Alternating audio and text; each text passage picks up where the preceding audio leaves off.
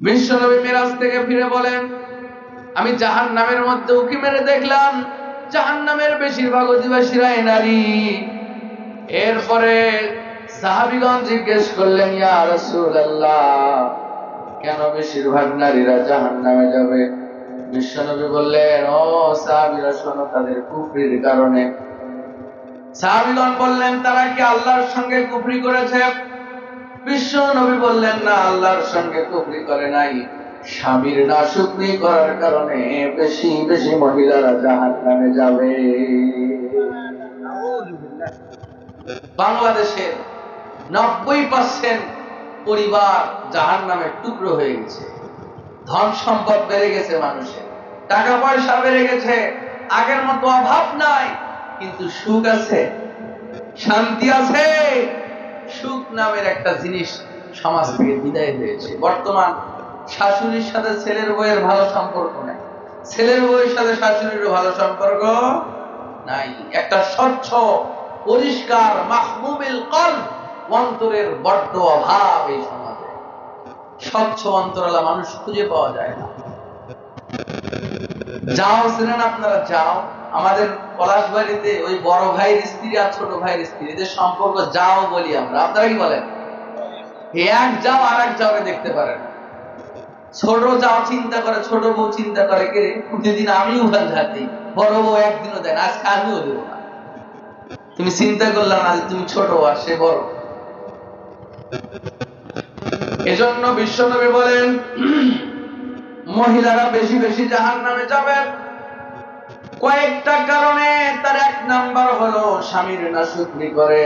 সারাটা জীবন স্বামী সব কিছুই দিল, একদিন যদি কোনো কিছুতে কমতি হয়, ওই মা বলেই ফেলে, তোর সঙ্গে বিবাহ করা 3 বছর হলো কিন্তু সুখ পাইলাম না। বলে কি না? কপাল খারাপ। এজন্য রাসূল বলেন, মায়েরা একটু কানটা খাড়া করেন। রাসূল বলছেন, সাহাবীরা শোনো, আমি যদি পৃথিবীতে কোনো মানুষকে সিজদা দেওয়ার আদেশ করতাম, এটা যদি জায়েজ হতো, প্রত্যেকটা মহিলাকে আমি আদেশ করতাম তারা যেন তাদের স্বামীর পায়ে সিজদা দেয়। স্বামীর মর্যাদাটা কোথায় আপনি চিন্তা করেছেন না?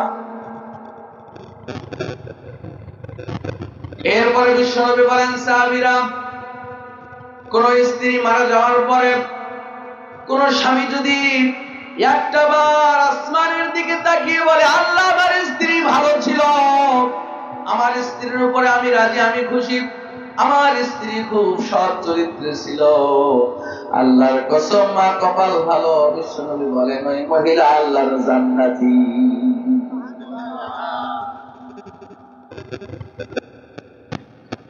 আমাদের সাইয়েদনা আলী রাদিয়াল্লাহু তাআলা আনহু স্ত্রী ফাতেমা যখন মারা গেলেন, ফাতেমা বলে গিয়েছিল, স্বামী গো, আমি যখন দুনিয়া থেকে বিদায় হয়ে যাব, খবরদার খবরদার আমার নামাজে জানাজায় বেশি মানুষ ডাইকেন না, রাতের আধারে আমার জানাজার নামাজটা পড়ি আমাকে কবরে দাফন করে দিবেন, বেশি মানুষ ডাকার দরকার নাই। যেই জায়গায় আমার লাশটা রাখবেন, আমার লাশের খাটটির উপর দিয়া একটা চাদর দিয়ে দিয়েন, একটা কাপড় দিয়ে দিবেন, আর একটা আপনার কাছে আবদার করে যাই, আমি মৃত্যুবরণ করার পরে আপনি নিজে আমাকে কবরে নামাবেন, খবরদার খবরদার পৃথিবীর অন্য কোনো মানুষ যেন আমাকে স্পর্শ না করে। আলী ডাক দিয়ে বলেন, বিবি, হ্যাঁ, এমন ওসিয়ত তুমি কেন করো? কেন তোমাকে রাতের বেলায় কবরস্থ করব? কেন তোমাকে বেশি মানুষ তোমার জানা যায় কেন ডাকবো না? আবার কেন তোমাকে নিজে আমি কবরে নামাবো? এমন ওসিয়ত তুমি কেন করো জানতে চাই। ফাতেমা ডাক দিয়ে বলে, স্বামী, রাতের বেলায় আমাকে কবরস্থ করবেন কারণ হলো রাতের অন্ধকারে আমার লাশ মানুষ খুব একটা দেখতে পারবে না। জীবনে বেঁচে থাকতে আমার চেহারা কেমন, আমি উঁচা নাকি লম্বা নাকি খাটো, মোটা নাকি চিকন পৃথিবীর কোনো মানুষ দেখতে পারে নাই। আমি চাই আমি মৃত্যুর পরেও মানুষ যেন আন্দাজ করতে না পারে। রাতের আধারে যদি আপনি আমাকে কবরস্থ করেন, তাহলে আমার লাশ কেউ দেখে আন্দাজ পর্যন্ত করতে পারবে না নবীর বেটি ফাতেমা লম্বা নাকি খাটো ছিল। বেঁচে থাকতে তো পর্দা করেছে, মরে যাওয়ার পরেও যেন কোনো মানুষ এই আন্দাজটা পর্যন্ত করতে না পারে নবীর মেয়ে ফাতেমা লম্বা নাকি খাটো ছিল। এজন্য আপনি আমাকে রাতে কবর দিবেন এবং আমার লাশের উপর দিয়ে একটা কাপড় দিয়ে রাখবেন। আমরা আমাদের মায়েরা মারা গেলে খাদ্যের উপর দিয়ে কাপড় দিয়ে দিই না? এটা সর্বপ্রথম এই ওসিয়ত করেছিল ফাতেমা। বুঝতে পারলেন? সুতরাং মায়েদেরকে বলবো, মা আপনার স্বামীর মর্যাদা কত বেশি, কত বেশি। একটা হাদিসের ঘটনা আপনাকে শোনাই। বিশ্বনবীর একজন সাহাবী ব্যবসার কাজে বাহিরে গেছেন। স্ত্রীকে বলে গেছেন, বিবি রে, আমি ব্যবসা থেকে বাড়িতে না ফেরা পর্যন্ত খবরদার খবরদার বাড়ি থেকে যেন তুমি বের হইও না। তোমার প্রয়োজনের সবকিছু, তোমার খাইতে পড়তে যা কিছু প্রয়োজন সবকিছু আমি তোমার কাছে দিয়ে গেলাম, খবরদার বাড়ি থেকে বের হবে না। এরপরে ব্যবসায় চলে গেলেন। দিন যায় রাত্রি যায়, হঠাৎ মহিলার কাছে সংবাদ আসলো তার বাবা বড্ড অসুস্থ, বাবাকে দেখতে যাওয়া বড়ই দরকার। এবার স্বামীর আদেশ, বাড়ি থেকে বের হওয়া যাবে না। একজন লোক পাঠিয়ে বিশ্ব নবীর কাছে সংবাদ পাঠালেন, ইয়া রাসূলুল্লাহ, ইয়া হাবিবাল্লাহ, আমার স্বামী ব্যবসায় বাইরে গেছে, আমাকে নিষেধ করে গেছে বাড়ি থেকে যেন বের না হই। এদিকে আমার আব্বা অসুস্থ। নবী আপনার কাছে জানতে চাই, স্বামীর আদেশ অমান্য করে বাহিরে বের হতে পারবো কিনা? রাসূল নিষেধ করলেন যে স্বামীর যেহেতু আদেশ নাই, তুমি বাড়ি থেকে বের হইও না। এবার দিন যায় রাত্রি যায়, অসুস্থ বাবাকে দেখতেও যেতে পারে নাই। ও মা, যারা স্বামীর অনুমতি ছাড়া বাহিরে যাও, বাজারে যাও, মার্কেটে যাও, তারা কানটা খাড়া করে কথাটা শ্রবণ করো মা। বিশ্বনবীর সাহাবীর স্ত্রী এবার দিন যায় রাত্রি যায় ধৈর্য ধারণ করে থাকলেন। কিছুদিন যাওয়ার পরে সংবাদ আসলো, ও মহিলা, তোমার অসুস্থ পিতা তোমাকে দেখতে চেয়েছিল, তুমি অসুস্থ পিতাকে দেখতে যাও নাই। তোমার পিতা আজকে দুনিয়ার মায়া ছেড়ে অন্ধকার কবরের ডাকে সাড়া দিয়া আল্লাহর কাছে চলে গেছে। এবার মহিলা অঝর নয়নে কাঁদলেন। আবার একজন লোককে রাসূলের কাছে পাঠালেন, যাও যাও রাসূলের কাছে সংবাদ নিয়ে এসো, আমার পিতা মারা গেছে, এখনো আমার স্বামী ব্যবসা থেকে ফিরে নাই, আমি আমার বাড়ি থেকে বের হতে পারবো কিনা? বিশ্বনবী বললেন, রে মহিলা, যেহেতু তোমার স্বামীর আদেশ নাই, আমি নবী তোমাকে কেমনে বাড়ি থেকে বের হতে বলি? তুমি ধৈর্য ধারণ করো, বাড়ির বাহিরে বের হইও না। মহিলা এবার অঝর নয়নে কাঁদলেন। আহারে, অসুস্থ বাবাকে দেখতে পর্যন্ত যাইতে পারি নাই, বাবা মারা গেছে, শেষবারের মতো বাবাকে, বাবার লাশটা পর্যন্ত দেখতে যেতে পারলাম না, এর চাইতে বড় দুঃখ আছে? এরপরে মহিলা অঝর নয়নে কাঁদলেন। দিনদার মহিলা ছিল, ধৈর্য ধারণ করে বাড়িতে থাকলেন, বাড়ি থেকে বের হয় নাই। বিশ্বনবীর কাছে সংবাদ আসলো, নবী হে, অমুক মহিলা আপনার কথা শুনে বাড়িতে অবস্থান নিয়েছে, বাবা মারা গেছে কিন্তু বাবার বাড়িতে যায় না। বিশ্বনবী বললেন, সাহাবীরা শোনো, মহিলার এই ধৈর্য ধারণ করে থাকার কারণে, মহিলার ধৈর্যের কারণে, স্বামীর আদেশ মেনে বাড়িতে অবস্থান নেওয়ার কারণে আল্লাহ পাক ওই মহিলার পিতার জীবনের সব গুনাহ মাফ করে দিয়েছে। আরো জোরে বলেন সুবহানাল্লাহ। মায়েরা, স্বামীর আদেশ ছাড়া বাড়ির বাহিরে যাবেন না। স্বামীর কণ্ঠের উপরে নিজের কণ্ঠ উঁচু করবেন না। কত বাংলার স্বামী যে মুখ মুড়িয়ে আড়ালে কাঁদে, স্ত্রীর কাছে নির্যাতনের কথা বাইরে বলা যায়? শত শত স্বামী স্ত্রীর কাছে নির্যাতিত। মায়েরা, বোনেরা, খবরদার, স্বামীর কণ্ঠের উপরে কণ্ঠ উঁচু করবেন না। স্বামীর কথার উপরে কথা বাড়াবেন না। হ্যাঁ, পরামর্শ করে কাজ করতে পারেন, কিন্তু স্বামী যা বলবে ওটাই ঠিক, ভুল হইলেও ঠিক, আপনি মানতে বাধ্য। যদি না মানেন, ইহকালও হারাবেন, পরকালও হারাবেন। এজন্য বিশ্বনবী বলেন, সাহাবীরা শোনো, মহিলারা বেশি বেশি জাহান্নামে যাবে, কারণ হলো স্বামীর সাথে সুসম্পর্ক রাখে না, স্বামীর সাথে সুসম্পর্ক নেই। ও মা, পায়ে হাত দিয়ে বলি, মা, তুমি যদি তোমার শাশুড়িকে নিজের মা না মনে করো, শাশুড়ির নিজের মেয়ে মনে করবে। শাশুড়িদেরকে বলবো, ছেলের বউকে যদি নিজের মেয়ে না মনে করো, ছেলের বউ নিজের মা মনে করতে পারবে না। এজন্য শাশুড়ি আর ছেলের বউয়ের সম্পর্ক হবে মা আর মেয়ের মতো। প্রত্যেকটা শাশুড়ি তার মেয়েকে বুদ্ধি দেয় যে টাকা জমাবি, এটা করবি, সেটা করবি, অথচ ছেলে ছেলের বউ আলাদা করে টাকা জমা, ভালো কিছু করুক, এটা অনেক মা সহ্য করতে পারে। এমনটা হবেন না মা। আপনার নিজের মেয়েকে যতটা আপনি চান যে আপনার মেয়ে তার জামাইয়ের বাড়িতে সুখে থাক, আপনার ছেলের বউকেও ততটাই সুখে আপনার বাড়িতে রাখতে হবে, ঠিক কিনা বলুন? নিজের ছেলের বউয়ের উপরে নির্যাতন করেন, আপনার মেয়েটাও তো আর এক জায়গায় ছেলের বউ, আপনার মেয়েটাও সেখানে নির্যাতিত হতে পারে। সুতরাং আজকের আলোচনা থেকে এই মেসেজটাই দিব, মা, ধৈর্যশীল হবেন। মহিলাদের ধৈর্য কম, ধৈর্যশীল হবেন মরিয়মের মতো। মরিয়ম আলাইহিস সালাম, ইতিহাস আপনাদের জানা। ঈসা আলাইহিস সালাম, তিনি পিতা ছাড়াই দুনিয়াতে এসেছিলেন, তেনার পিতা ছিলেন না। আদম আলাইহিস সালামের মাও নাই, বাবাও নাই। ঈসা আলাইহিস সালামের মা ছিল, বাবা ছিল না। ঈসা আলাইহিস সালাম যখন দুনিয়ায় ভূমিষ্ঠ হলো, রব্বুল আলামিন বললেন, মরিয়ম, আর খেজুরের বাগানে থাকা যাবে না, যাও যাও, এবার নিজের গ্রামে ফিরে যাও, আর মুখে তালা মারো। খবরদার খবরদার, মানুষ যাই বলুক, তুমি তোমার মুখ দিয়ে কোনো কথা বলবা না। কেমন ধৈর্যশীল মহিলা ছিল, চিন্তা করেন। এবার গ্রামে চলে আসলেন। কোরআনের বর্ণনা এটা, কোরআনে এসেছে, সূরাতুল মারিয়ামের তাফসীর পড়েন। আল্লাহ রাব্বুল আলামিন বললেন, মরিয়ম, মুখে তালা মারো, মানুষ যাই বলুক কোনো উত্তর দিবা না, শুধু ঈসার দিকে ইশারা করবা। আল্লাহু আকবার।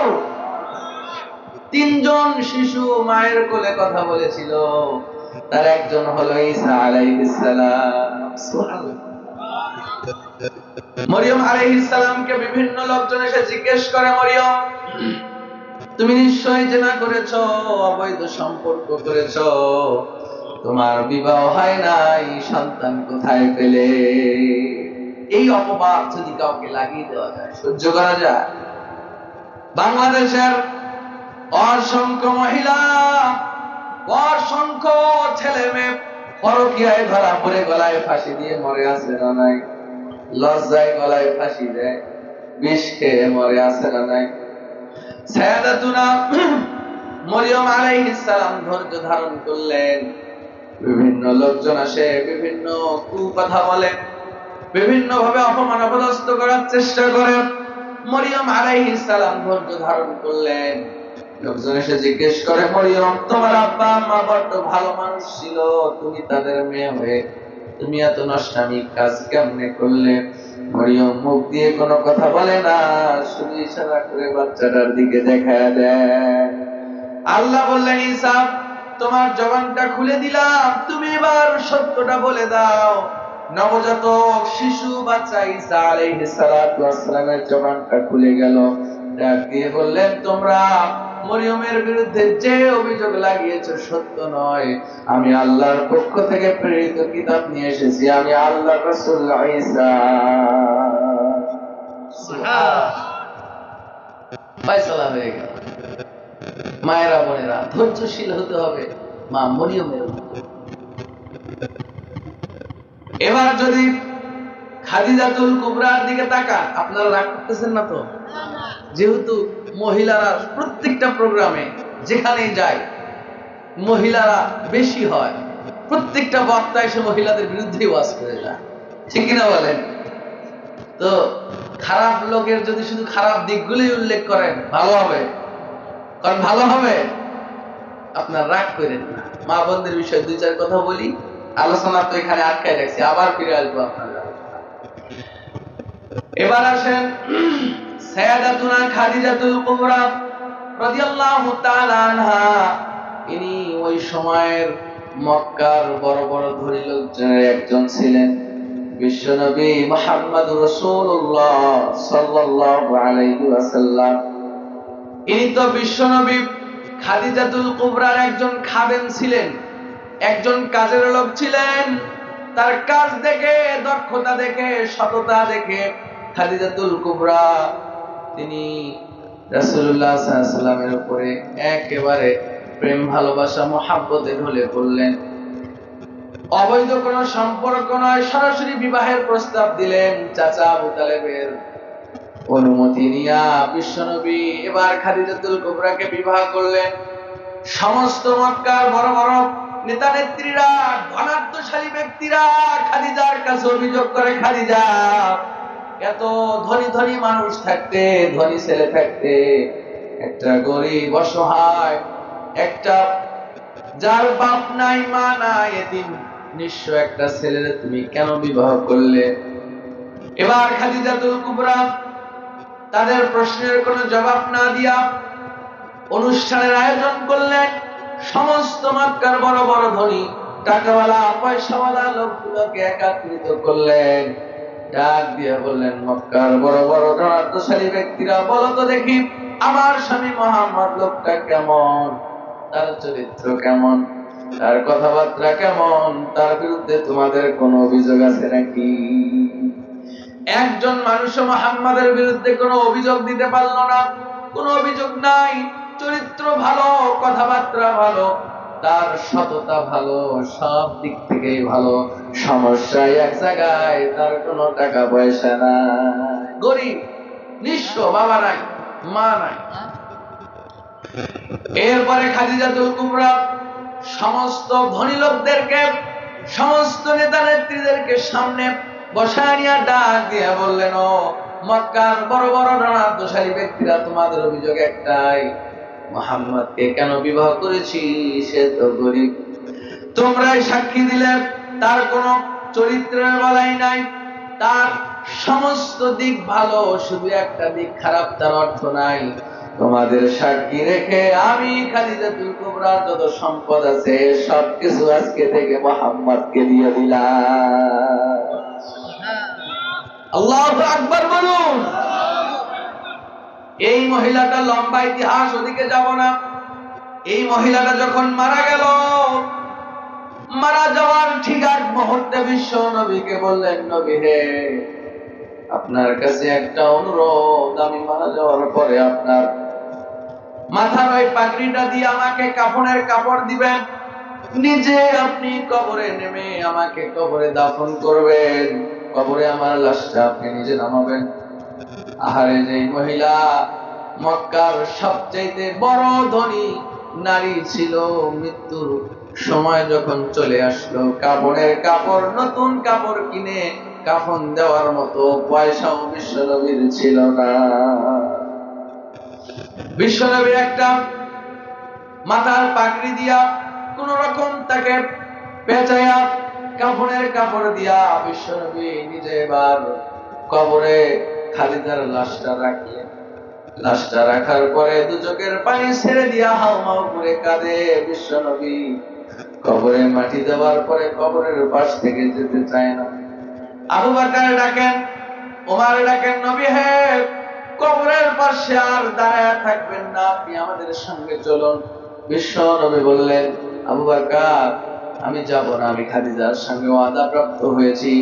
খাদিজা আমাকে জীবন দশায় বলে গেছে, ইয়া রাসূলুল্লাহ, আপনার কাছে কিচ্ছু চাই না, আমাকে কবরে রাখার পরে আপনি কবরের পাশে দাঁড়ায় থাকবেন।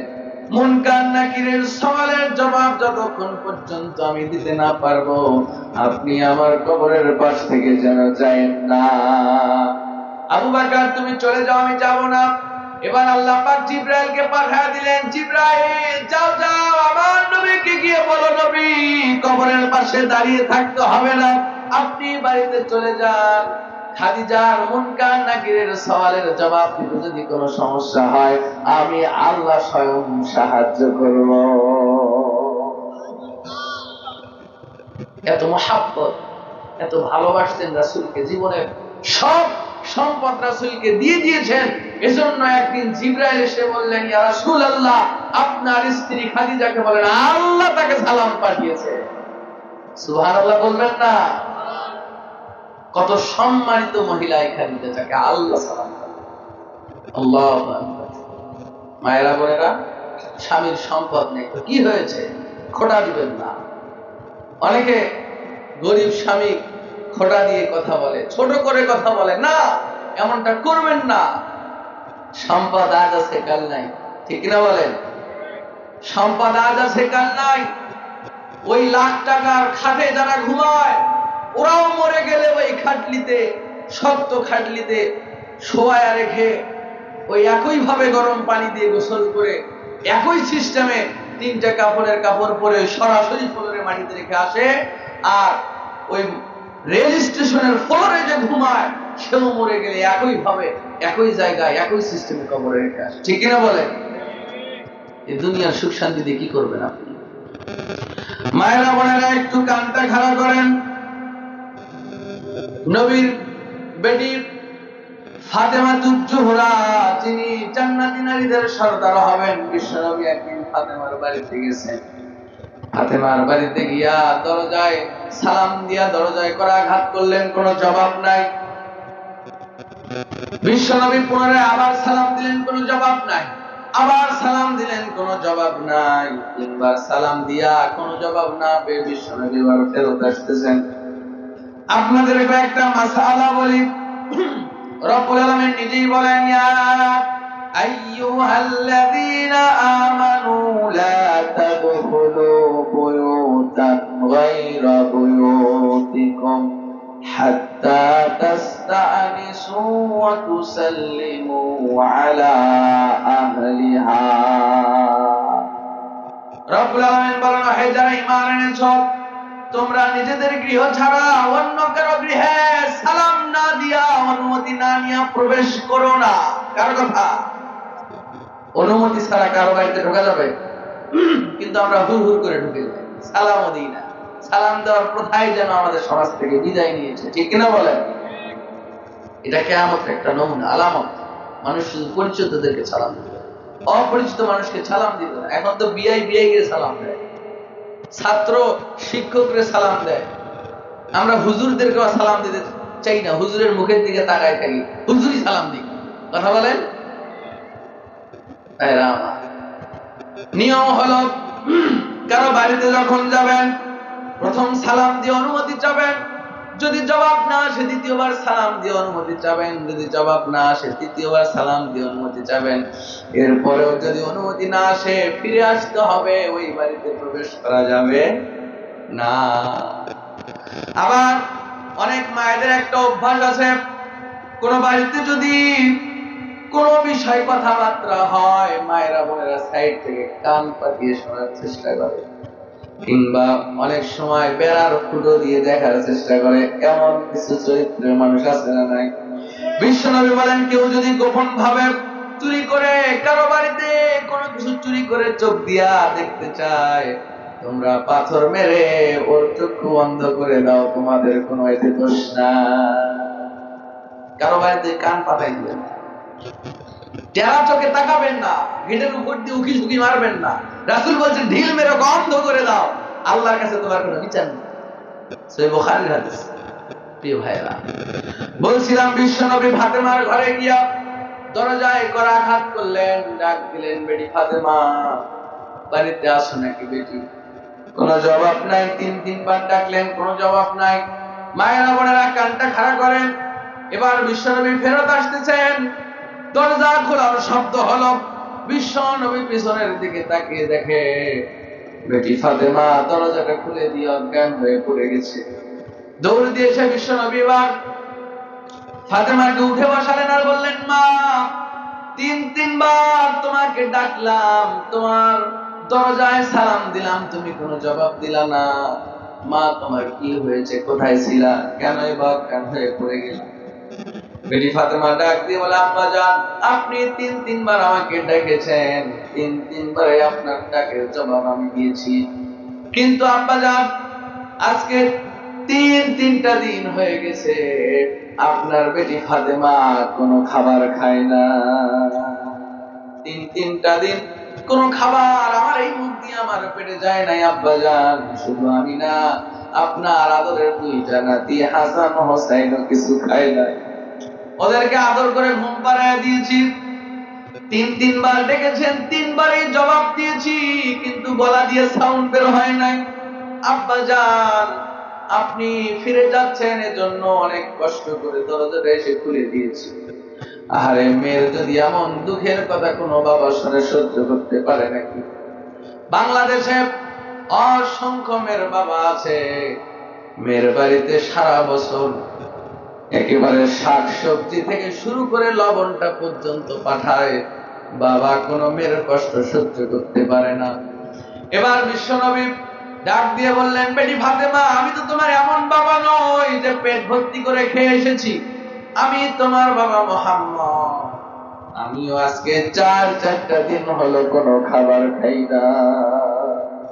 ফাতেমা শোনো, মক্কার কত বড় বড় ধনী সাহাবীরা, সাহাবীর ছেলেরা তোমাকে বিবাহ করতে চেয়েছিল, মা আমি বিবাহ দেই নাই, আলীর সঙ্গে তোমাকে বিবাহ দিয়েছি মা, তুমি আলীর বিরুদ্ধে আল্লাহর কাছে কোনো অভিযোগ রেখো না। কোনদিন আলীর বিরুদ্ধে ফাতেমা অভিযোগ করে নাই, অথচ দিনের পর দিন না খেয়ে পড়েছে। মা তুমি কি ফাতেমার চাইতে অভাবে আছো? আমরা বলে থাকি ফাতেমা একটা কাপড়ে ৭০টা জায়গা সেলাই দিয়ে কাপড় করত, তোমার কাপড়ে কয়টা সেলাই আছে? এজন্য স্বামীর না শুকরি করা যাবে না, স্বামীর সঙ্গে খারাপ আচরণ করা যাবে না, স্বামীর কথার উপরে কথা বাড়ানো যাবে না। মা চারটা আমল যদি করে যেতে পারো, জান্নাতের 8খানা দরজা দিয়ে আল্লাহ কিয়ামতে তোমাকে ডাকবে। সুবহানাল্লাহ। এই হাদিস প্রত্যেকটা আলেমে বলে যায়, কিন্তু মানি কয়জন? 1 নাম্বার, ইযা সাল্লাত খামসাহা, 5 ওয়াক্ত সালাত আদায় করবেন, নামাজ ছাড়া গতি নাই। নারী হোক পুরুষ হোক, ছেলে হোক মেয়ে হোক আর হিজড়া হোক, নামাজ ছাড়া জান্নাত যাবে অসম্ভব, অসম্ভব, নামাজ ছাড়া জান্নাত পাওয়া যাবে না। 1 নাম্বার, মা 5 ওয়াক্ত সালাত আদায় করবেন। 2 নাম্বার, রমজান মাসের সিয়াম পালন করবেন। বলেন তো রমজান মাস বছরে কয়বার আসে? একবার। খুব কঠিন আমল নাকি? মায়েরা বোনেরা কিন্তু কোনোভাবে সিয়াম নষ্ট করতে চায় না, তারা রমজান মাসে মারাকানির কাজ করে, এরপরে রোজা ভঙ্গ করে না। মায়েরা বোনেরা 5 ওয়াক্ত সালাত করবেন। আবার ছাড়ও আছে, প্রত্যেক মাসে কিছুদিন আমার মায়েরা অসুস্থ থাকে, ওই সময় সালাত করার প্রয়োজন নাই, আল্লাহ মাফ করে দিচ্ছেন। সুবহানাল্লাহ বলেন। মাদের জন্য জান্নাত যাওয়া কত সহজ। রাসূল বলেন 5 ওয়াক্ত সালাত করবা, রমজান মাসে সিয়াম পালন করবা, লজ্জা স্থানে হেফাজত করবা, স্বামীর আনুগত্য স্বীকার করবা, আল্লাহ পাক কিয়ামতের দিন জান্নাতের 8খানা দরজা দিয়ে ডাকবে। সুবহানাল্লাহ। খুব কঠিন হয়ে গেল? খুব সহজ। আর জবানের হেফাজত করবেন না, এই মুখের হেফাজত করবেন। এক সাহাবী দাঁড়িয়ে বললেন, ইয়া রাসূলুল্লাহ, আমার পরিচিত একজন মহিলা খুব নামাজ পড়ে, 5 ওয়াক্ত নামাজ তো পড়ে, নফল নামাজ আদায় করে, চারটের নামাজ পড়ে, ইশরাকের নামাজ পড়ে, সালাতুত তাসবিহ পড়ে। যদিও সালাতুত তাসবিহর ব্যাপারে এই সালাতুত তাসবিহর ব্যাপারে একটু ঝামেলা আছে, মতানৈক্য আছে। সব সালাত পড়ে, কোন সালাত ছেড়ে দেয় না, দান সাদকা করে, যাকাত দেয়, কিন্তু নবী গো মহিলার মুখ ভালো নয়, মুখ দিয়ে স্বামীকে কষ্ট দেয়, পাড়া প্রতিবেশীকে কষ্ট দেয়, রাসূল বললেন যদিও সালাত পড়ে, সিয়াম রাখে, দান সাদকা করে, মহিলা যাবে আল্লাহর জাহান্নামে। আর এক সাহাবী দাঁড়িয়ে বললেন, ইয়া রাসূলুল্লাহ, আমার পরিচিত আরেকজন মহিলা আছে, বেশি সালাত করতে পারে না, শুধু 5 ওয়াক্ত ফরজ সালাত আদায় করে, ফরজ যাকাত প্রদান করে, যতটুকু সম্ভব হয় দান সাদকা করে, রমজানের সিয়াম পালন করে, কিন্তু মহিলার জবানটা বড্ড ভালো, মুখ দিয়ে কাউকে কষ্ট দেয় না, পাড়া প্রতিবেশীর সঙ্গে খারাপ আচরণ করে না। নবী বললেন যদিও বেশি বেশি সালাত করতে পারে না, অতিরিক্ত সিয়াম পালন করতে পারে না, বেশি দান সাদকা করতে পারে না, মহিলার জবানটা ভালো থাকার কারণে আল্লাহ তাকে জান্নাতে প্রবেশ করাবে। সুবহানাল্লাহ। সুতরাং মা, আমি জানি আপনি অনেক গালি দিতে পারেন, আপনার মুখের সাথে 100 জন মহিলাও পারবে না। খবরদার, এই মুখের হেফাজত করা শেখেন, এই মুখের হেফাজত করা শেখেন। এই মুখ দিয়ে কষ্ট দিবেন না পাড়া প্রতিবেশীকে, কষ্ট দিবেন না স্বামীকে, ওই যাবে যাবে ঝগড়া লাগাবেন না, অন্তরটা সাফ রাখেন, মানুষকে ক্ষমা করতে শিখুন, মানুষের অপরাধকে দমন করতে শিখুন। আল্লাহ পাক আমাদের মায়েদেরকে আজকের ওয়াজ বুঝার তৌফিক দান করুন। আল্লাহুম্মা আমিন।